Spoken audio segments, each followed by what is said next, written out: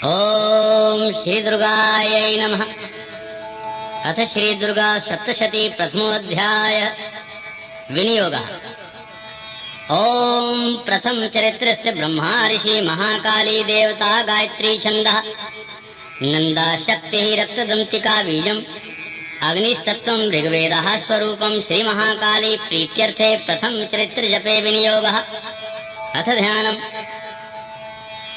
खड्गं चक्रदेशु चाप परिघान शूलं भशुण्डी शिरः शंखं संदधतीं क्रयस्त्रीनयनां सर्वाङ्गभूषावृताम् नीलाशं द्युतिमास्य पाददशकां सेवे महाकालिकाम् इयामस्तौत्स्वपिते हरौ कमलजौ हन्तुं मधुं कैटभम्। प्रथम चरित्र के ब्रह्मा ऋषि महाकाली देवता गायत्री छंद नंदा शक्ति रक्तदंतिका बीज अग्निस्तत्व और ऋग्वेद स्वरूप है। श्री महाकाली देवता की प्रसन्नता के लिए प्रथम चरित्र के जप में विनियोग किया जाता है। भगवान विष्णु के सो जाने पर मधु और कैटभ को मारने के लिए कमल जन्मा ब्रह्मा जी ने जिसका स्तवन किया था, उन महाकाली देवी का मैं सेवन करता हूँ। वे अपने 10 हाथों में खड्ग चक्र गदा बाण धनुष परिघ शूल भशुंडी मस्तक और शंख धारण करती हैं। उनके 3 नेत्र हैं। वे समस्त अंगों में दिव्य आभूषणों से विभूषित हैं। उनके शरीर की कांति नीलमणि के समान है तथा वे 10 मुख और 10 पैरों से युक्त हैं। ओम नमश्चंडिकायै।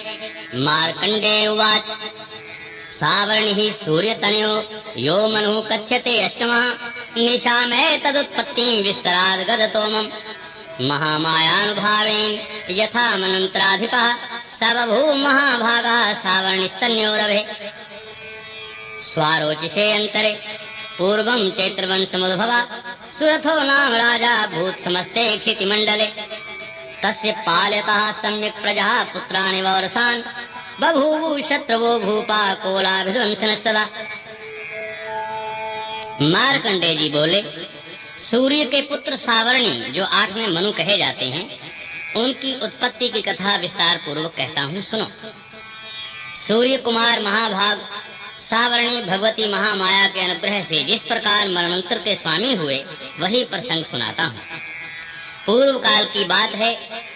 स्वारोचिष मनवंतर में सुरथ नाम के एक राजा थे, जो चैत्र वंश में उत्पन्न हुए थे। उनका समस्त भूमंडल पर अधिकार था। वे प्रजा का पालन अपने और पुत्रों की भांति धर्म पूर्वक करते थे। तो भी उस समय कोला विध्वंसी नाम के क्षत्रिय उनके शत्रु हो गए। तस्य तैर्भवद युद्धमति प्रबल दंडिनः न्यूनैरपि सतैर्युद्धे कोलाविध्वंसभिर्जितः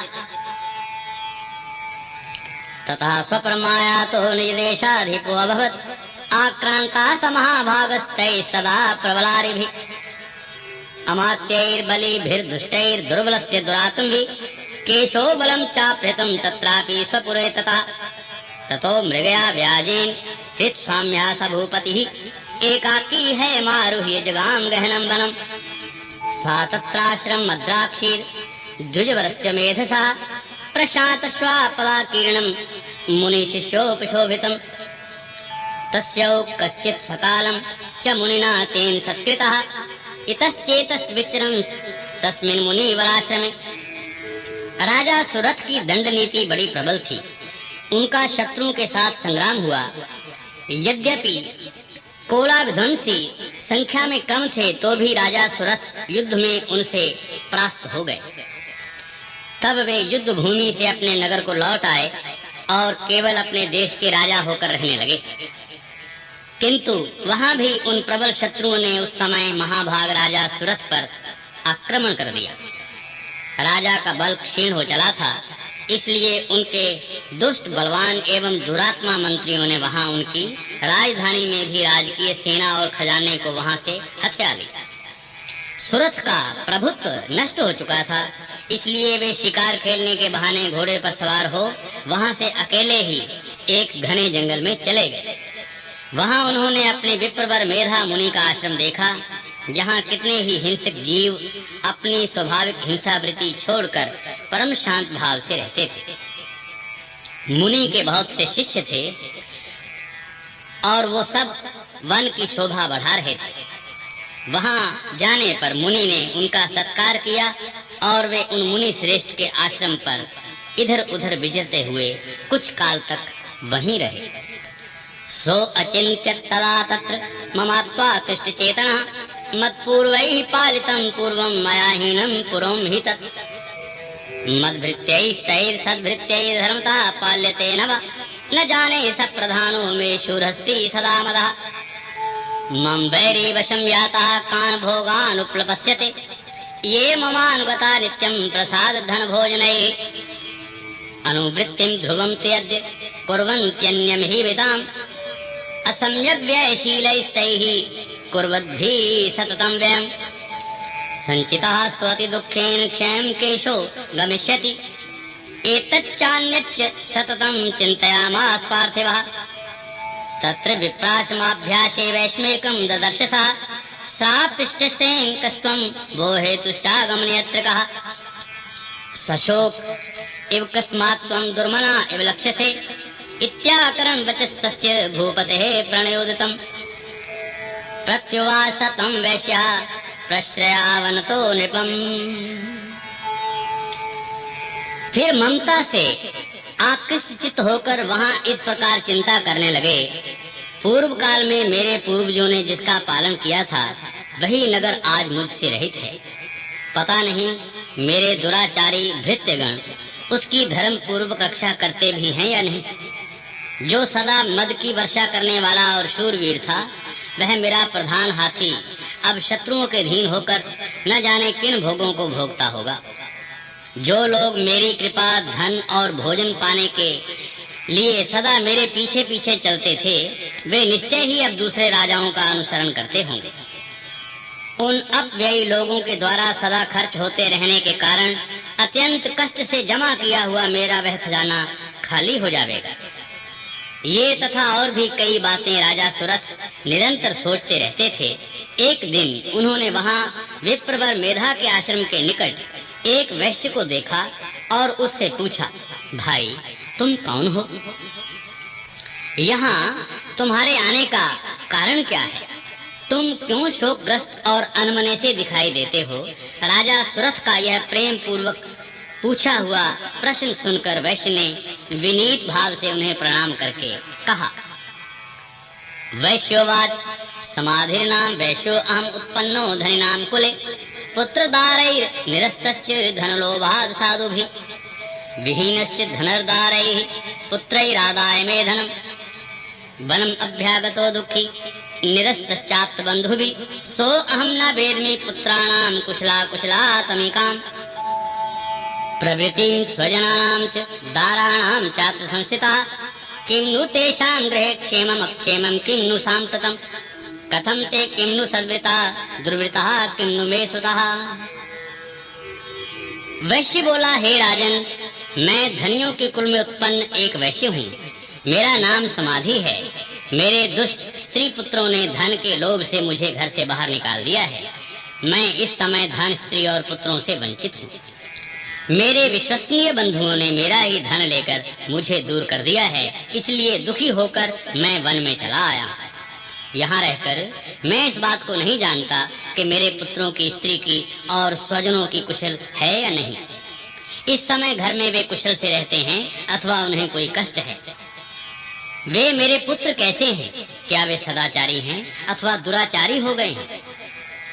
राजा उवाच यैर्निस्तो भवान् लुब्धैः पुत्रदारादिभिर्धनैः केषु किं भवता स्नेहम् अनुबध्नाति मानसम्।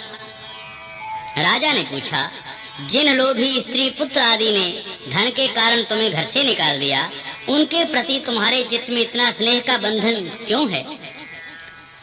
वैश्योवाच एमेतद् यथा प्राह भवान् अस्मद्गतं वचः किं करोमि न बध्नाति मम निष्ठुरतां मनः यैः संत्यज्य पितृ स्नेहं धनलुब्धैर्निराकृतः पति स्वजन हार्दं च हार्दि तेषवेव मे मनः किं मे तन्नाभिजानामि जानन्नपि महामते यत् प्रेम प्रवणं चित्तं विगुणेष्वपि बन्धुषु तेषां कृते मे निश्वासो दौर्मनस्यं च जायते करोमि किं यन् मनस्तेष्वप्रीतिषु निष्ठुरम्। वैश्य बोला, आप मेरे विषय में जैसी बात कहते हैं वह सब ठीक है, किंतु क्या करूं?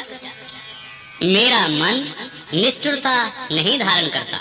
जिन्होंने धन के लोभ में पड़कर पिता के प्रति स्नेह, पति के प्रति प्रेम तथा आत्मीय जन के प्रति अनुराग को तिलांजलि दे दी है और मुझे घर से निकाल दिया है, उन्हीं के प्रति मेरे हृदय में इतना स्नेह है। हे महामते, गुणहीन बंधुओं के प्रति भी जो मेरा चित्त इस प्रकार प्रेम में मगन हो रहा है वह क्या है, इस बात को मैं जानकर भी नहीं जान पाता। उनके लिए मैं लंबी सांसें ले रहा हूँ और मेरा हृदय अत्यंत दुखित हो रहा है। उन लोगों में प्रेम का सर्वथा अभाव है, तो भी उनके प्रति जो मेरा मन निष्ठुर नहीं हो रहा है, इसके लिए मैं क्या करूँ? मार्कंडेय उवाच ततस्तौ सहितो विप्र तं मुनि समुपस्थितौ समाधिर्नां वैश्यो असौ स च पार्थिवसत्तमः कृत्वा तु तौ यथा न्यायं यथार्हं तेन संविदम् उपविष्टौ कथा काचित् चक्रतुर्वैरश्व पार्थिवौ। मार्कंडेय जी बोले, हे ब्राह्मण, तदनंतर राजाओं में श्रेष्ठ सुरथ और वह समाधि नाम का वैश्य दोनों साथ साथ मेधा मुनि की सेवा में उपस्थित हुए और उनके साथ यथा योग्य न्यायानुकूल विनय पूर्ण बर्ताव करके बैठे। तत्पश्चात वैश्य और राजा ने कुछ वार्तालाप आरंभ किया। राजोवाच भगवन्स्त्वामहमिष्टुमिच्छामेकं वदस्व तत् दुःखाय यन्मे मनसा स्वचित्ताय ततां विना मम त्वं गतराज्यस्य राजङ्गेष्वखिलेष्वपि जानतोऽपि यथाज्ञस्य किं तेन मुनिसत्तमम् अयं च निकृतः पुत्रैर्दारैर्भृत्यैस्तथोज्जितः स्वजनेन च संत्यक्तेषु हार्दी तथाप्यति एवमेस्तथाहं च द्वावप्यत्यन्त दुःखितौ दिष्टदोषे अपि विषये मम त्वाकृष्टमानसौ तत्किमेतन् महाभाग यन्मोहो ज्ञानिनोरपि ममास्य च भवत्येषा विवेकान्धस्य मूढ़ता। राजा ने कहा, हे भगवान, मैं आपसे एक बात पूछना चाहता हूँ, उसे बताइए। मेरा चित्त अपने अधीन न होने के कारण वह बात मेरे मन को बहुत दुख देती है। जो राज्य मेरे हाथ से चला गया है उसमें और उसके संपूर्ण अंगों में मेरी ममता बनी हुई है। हे मुनि श्रेष्ठ, यह जानते हुए भी कि यह अब मेरा नहीं है, अज्ञानी की भांति मुझे उसके लिए दुख हो रहा है। ये क्या है? इधर यह वैश्य भी घर से अपमानित होकर आया है, इसके पुत्र स्त्री और भृत्यों ने इसको छोड़ दिया है, स्वजनों ने भी इसका परित्याग कर दिया है, तो भी यह उनके प्रति अत्यंत हार्दिक स्नेह रखता है। इस प्रकार यह तथा मैं दोनों ही बहुत दुखी हैं। जिसमें प्रत्यक्ष दोष देखा गया है उस विषय के लिए भी हमारे मन में ममता जनित आकर्षण पैदा हो रहा है। हे महाभाग, हम दोनों समझदार हैं, तो भी हम में जो मोह पैदा हुआ है यह क्या है? विवेक शून्य पुरुष की भांति मुझ में और इसमें भी यह मूढ़ता प्रत्यक्ष दिखाई देती है। ऋषिरोवाच ज्ञानमस्ति समस्तस्य जंत्रोर्विषय गोचरे विषयास् महाभाग याति चैवं पृथक् पृथक् देवान्धा प्राणिनः केचित् रात्राबन्धा तथा परे केचित् दिवा तथा रात्रौ प्राणिनः स्थूलदृष्ट्या ज्ञानिनो मनुजः सत्यं किन्तु तेनाहि केवलं यतो हि ज्ञानिनः सर्वे पशु पक्षि मृगादयः ज्ञानं च तन्मनुष्याणां यत्तेषां मृगपक्षिणां मनुष्याणां यत्तेषां तुल्यमन्यत् तथोभयो ज्ञानेऽपि सति पश्यैतान् पतंगाच्छावचंचुषु कणमोक्षाद्रितान् मोहात् पीड्यमानानपि क्षुधा मानुषा मनुव्याघ्र साभिलाषा सुतान् प्रति लोभात् प्रत्युपकाराय नन्वितान् किन्न पश्यति तथापि ममता वर्ते मोहगर्ते निपातितः महामाया प्रभावेण संसार स्थिति कारिणा तन्नात्र विस्मयाकार्यो योग निद्रा जगत्पते महामाया हरेश्चैक्षा तया सम्मोह्यते जगत् ज्ञानिनामपि चेतांसि देवी भगवती हि सा बालालकृष्य मोहाय महामाया प्रयच्छति तया विसृज्यते विश्वं जगदेच्च चराचरम् सैषा प्रसन्नता वरदा नृणां भवति मुक्तये स विद्या परमा मुक्तिर् हेतुभूता सनातनी संसार बंधे हेतुश्च सैव सर्वेश्वरेश्वरी। ऋषि बोले, हे महाभाग, विषय मार्ग का ज्ञान सब जीवों को है। इसी प्रकार विषय भी सबके लिए अलग अलग है। कुछ प्राणी दिन में नहीं देखते और दूसरे रात में नहीं देखते, तथा कुछ जीव ऐसे हैं जो दिन और रात्रि में बराबर ही देखते हैं। यह ठीक है कि मनुष्य समझदार होते हैं, किंतु केवल वे ही ऐसे नहीं होते। पशु पक्षी और मृग आदि सभी प्राणी समझदार होते हैं। मनुष्यों की समझ भी वैसी ही होती है जैसी उन मृग और पक्षियों की होती है, तथा जैसी मनुष्यों की होती है वैसी ही उन मृग पक्षी आदि को की होती है। यह तथा अन्य बातें भी प्रायः दोनों में समान ही हैं। समझ होने पर भी इन पक्षियों को तो देखो, वे स्वयं भूख से पीड़ित होते हुए भी मोहवश बच्चों की चोंच में कितने चाव से अन्न के दाने डाल रहे होते हैं। हे नर श्रेष्ठ, क्या तुम नहीं देखते कि ये मनुष्य समझदार होते हुए भी लोभवश अपने किए हुए उपकार का बदला पाने के लिए पुत्रों की अभिलाषा करते हैं। यद्यपि उन सब में समझ की कमी नहीं है, तथापि वे संसार की स्थिति बनाए रखने वाले भगवती महामाया के प्रभाव द्वारा ममता में भंवर से युक्त हो मोह के गहरे गर्त में गिराए गए हैं। इसलिए इसमें आश्चर्य नहीं करना चाहिए। जगदीश्वर भगवान विष्णु की योग निद्रा रूप जो भगवती माया हैं, उन्हीं ने यह सब जगत मोहित कर रखा है। वे भगवती महामाया देवी ज्ञानियों के भी चित्त को बलपूर्वक खींचकर मोह में डाल देती हैं। वे ही इस संपूर्ण जगत की सृष्टि करती हैं, तथा वे ही प्रसन्न होने पर मनुष्यों को मुक्ति के लिए वरदान देती हैं। वे ही परा विद्या, संसार बंधन और मोह की हेतु भूता सनातनी देवी तथा संपूर्ण ईश्वरों की भी अधीश्वरी हैं। राजोवाच भगवन् काहि सा देवी महामायेति यां भवान् ब्रवीति कथम उत्पन्ना सा कर्मायश्च किं द्विज यत्प्रभावाच सा देवी यत्स्वरूपा यदुद्भवा तत्सर्वं श्रोतुमिच्छामि त्वत्तो ब्रह्मविदां वर। राजा ने पूछा, हे भगवान, जिन्हें आप महामाया कहते हैं वे देवी कौन हैं? हे ब्राह्मण, उनका आविर्भाव कैसे हुआ तथा उनके चरित्र कौन कौन से हैं?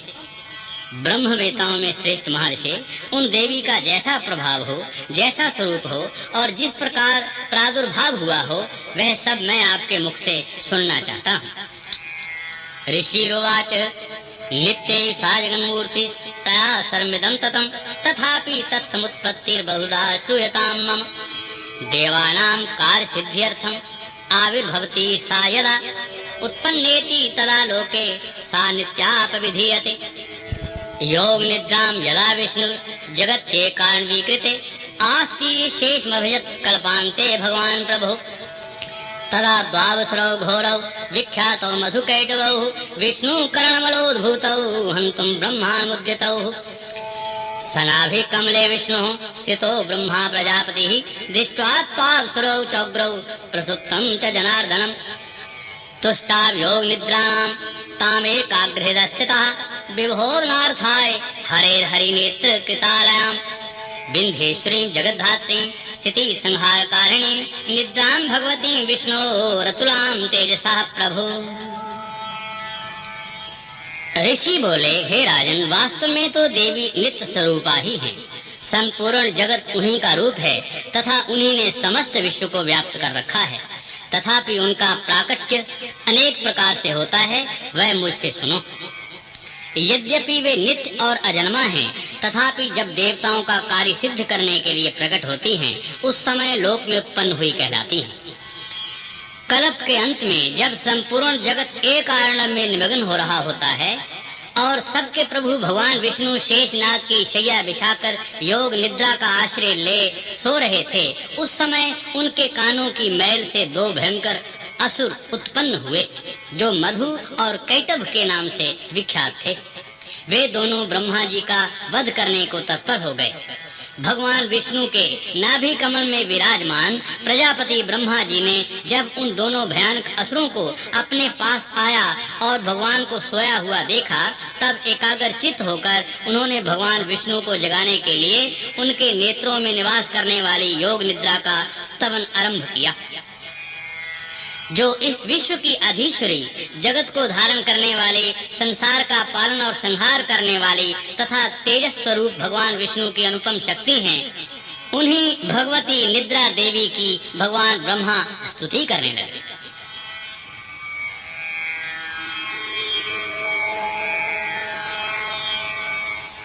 ब्रह्मवाच त्वं स्वाहा त्वं स्वधा त्वं हि वष्टकारासुरात्मिका सुधा त्वमक्षरे नित्ये त्रिधा मात्रात्मिका स्थिता अर्धमात्रा स्थिता नित्यायानुच्चार्या विशेषता त्वमेव संध्या सावित्री त्वं देवी जननी परा त्वयैतत् धार्यते विश्वं त्वयैतत् सृज्यते जगत् त्वयैतत् पाल्यते देवी त्वमत्स्यन्ते च सर्वदा विसृष्टो सृष्टिरूपा त्वं स्थितिरूपा च पालने तथा स्मृति रूपान्ते जगतोऽस्य जगन्मये महाविद्या महामाया महामेधा महास्मृति महामोहात् भवती महादेवी महासुरी प्रकृतिस्त्वं च सर्वस्य गुणत्रय विभाविनी कालरात्रि महारात्रि मोहरात्रिश्च दारुणा त्वं श्रीस्त्वं ईश्वरी त्वं ह्रीस्त्वं बुद्धिर्बोधलक्षणा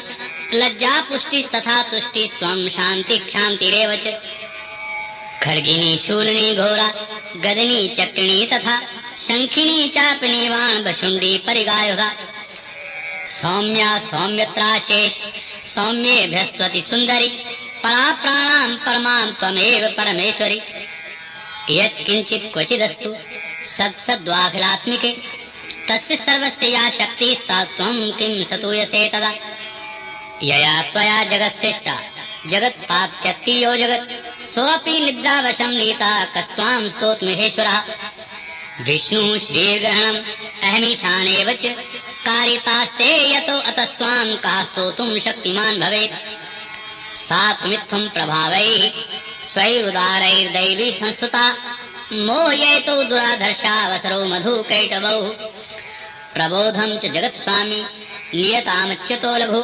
बोधच क्रियातामस्य हन्तुमेतौ महासुरौ। ब्रह्मा जी ने कहा, हे देवी, तुम ही स्वाहा, तुम ही स्वधा और तुम ही वष्टकार हो। स्वर भी तुम्हारे ही स्वरूप हैं। तुम ही जीवन दायिनी सुधा हो। नित्य अक्षर प्रणव में अकार उकार मकार, इन तीन मात्राओं के रूप में तुम ही स्थित हो तथा इन तीन मात्राओं के अतिरिक्त जो बिंदु रूपा नित्य अर्धमात्रा है, उसका विशेष रूप से उच्चारण नहीं किया जा सकता, वह भी तुम ही हो। हे देवी, तुम ही संध्या, तुम ही सावित्री तथा परम जननी हो।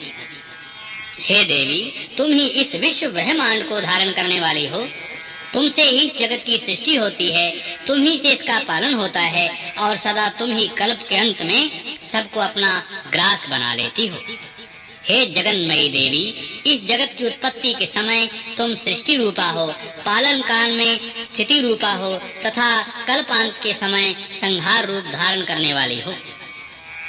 तुम ही महाविद्या, महामाया, महामेधा, महास्मृति, महामोह रूपा, महादेवी और महासुरी हो। तुम ही तीनों गुणों को उत्पन्न करने वाली सबकी प्रकृति हो। भयंकर काल रात्रि, महारात्रि और मोह रात्रि भी तुम ही हो। तुम ही श्री, तुम ही ईश्वरी, तुम ही हरीम और तुम ही बोध स्वरूपा हो। लज्जा, पुष्टि, तुष्टि, शांति और क्षमा तुम ही हो। तुम खड्ग धारिणी, शूल धारिणी, घोर रूपा तथा गदा, चक्र, शंख और धनुष धारण करने वाली हो। बाण, भुशुंडी और परिघ ये भी तुम्हारे ही अस्त्र हैं। तुम सौम्य और सौम्यतर हो। इतना ही नहीं, जितने भी सौम्य एवं सुंदर पदार्थ हैं, उन सब की अपेक्षा तुम अत्यधिक सुंदरी हो। पर और अपर सबसे परे रहने वाली परमेश्वरी तुम ही हो। सर्व स्वरूपे देवी, कहीं भी सत असत रूप जो कुछ वस्तुएं हैं और उन सब की जो शक्ति है, वह तुम ही हो। ऐसी अवस्था में तुम्हारी स्तुति क्या हो सकती है? जो इस जगत की सृष्टि, पालन और संहार करते हैं, उन भगवान को भी जब तुमने निद्रा के अधीन कर दिया है, तब तुम्हारी स्तुति करने में यहाँ कौन समर्थ हो सकता है? मुझको, भगवान शंकर को तथा भगवान विष्णु को भी तुमने ही शरीर धारण कराया है, अतः तुम्हारी स्तुति करने की शक्ति किस में है? हे देवी, तुम तो अपने इन उदार प्रभावों से ही प्रशंसित हो। ये दोनों दुर्धर्ष असुर मधु और कैटभ हैं। इनको मोह में डाल दो और जगदीश्वर भगवान विष्णु को शीघ्र ही जगा दो। साथ ही इनके भीतर दोनों महान असुरों को मार डालने की बुद्धि उत्पन्न कर दो।